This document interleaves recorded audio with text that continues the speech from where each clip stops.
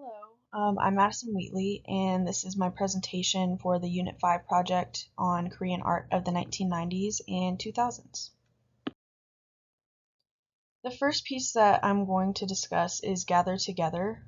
Gather Together is an installation piece by Choi Jung-hwa, made in 2009. Choi used disposable plastics to create hundreds of long garlands that covered the exterior of the building. One thing I find interesting in this piece is that it's essentially a community piece. Choi asked people visiting the building to bring their empty plastic containers, and anybody who brought a container that day was then a contributor to this art installation. And the main reason that I like this piece so much is because it comments on the true meaning of art. Anything can be art, even trash, and no one has a final say in whether it's worthy or not to be considered art or to be considered beautiful. Even though the piece is literally made of trash, it can still be beautiful and moving. The piece also brings up the issue of immortality in art. The plastics Choi used do not decompose, so in theory, his artwork can last forever. Previous to this, artists were concerned on how to conserve their art, and they were figuring out how to make their art last as long as possible without decomposing. But Choi has found an interesting way around that issue, which I think is a great solution to a problem that artists have faced for centuries. The next piece I'd like to discuss is Insomnia, Song of Dionysus by Bae Young-won. The piece was made in 2009 from broken wine and liquor bottles, iron, LED lights, and epoxy.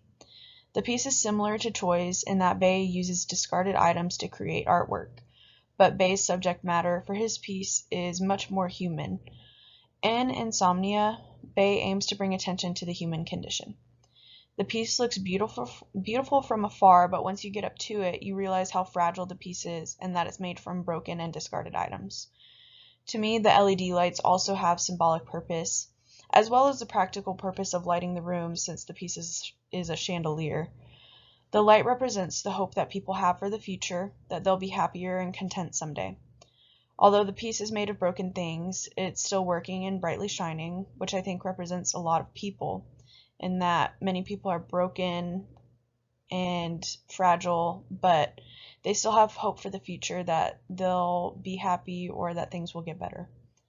I really like this piece because I think it's, one, very pretty and aesthetically pleasing to look at, but I also really like the symbolic nature of each of the elements. That the broken glass is kind of symbology for people who are broken or are just having a hard time, but they also have hope, and I think it's just a very beautiful message, and I think it's very universal and that anybody can understand or connect to this. The last piece I'd like to discuss is Pseudo Ho's Someone. This piece is from 2001, and it's a sculpture made of military dog tags. The subject matter of this piece is similar to Bae's piece in that it identifies a human struggle, identity. Many people struggle to form their identity because of social standards and expectations. The way the individual dog tags all make up the huge piece of armor represents this idea.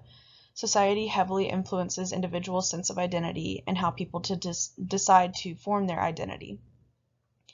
This piece always has the back facing the entrance of the room, so the viewer has to walk around to the other side to see it. And on the inside of the armor are mirrors. The purpose of these mirrors is to get the viewer to contemplate their own identity and individuality. I think the piece is very interesting because of how Sue chose to represent and discuss the topic. Dog tags are very identifiable. That's their purpose, is to identify whoever's wearing them. But using random letters and numbers on each dog tag is a small but important and interesting way to show this idea of questioning and contemplating identity.